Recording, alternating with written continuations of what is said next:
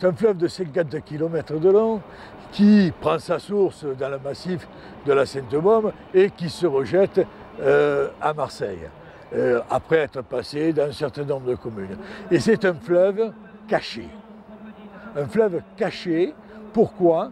Parce que au fur et à mesure du développement de la vallée, on a caché cette rivière. On l'a cachée en la couvrant.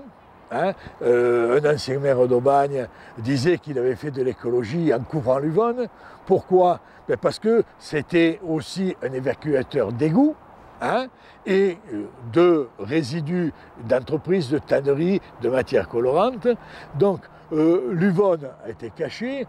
Un autre candidat à Marseille, c'était Lucien Végan, il voulait couvrir l'Yvonne de Saint-Marcel à la mer. Il y a des parapets et des surparapets qui font que de la voiture, on ne voit pas l'eau de la rivière.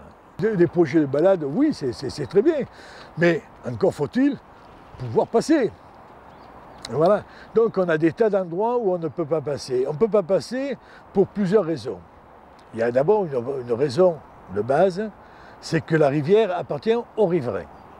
Donc chaque riverain est propriétaire officiellement jusqu'au milieu du Ry. Il y a depuis une loi de 2003 la possibilité de municipaliser les rivières.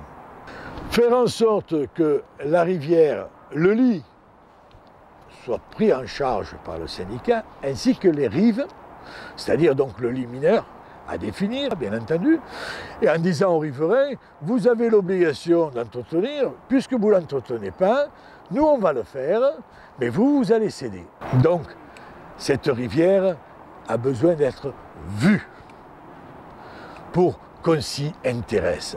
Sinon, effectivement, on s'est toujours intéressé qu'au moment des inondations, au moment des crues, et c'est pas souvent quand même, puisque la dernière inondation remonte au 17 janvier 1978.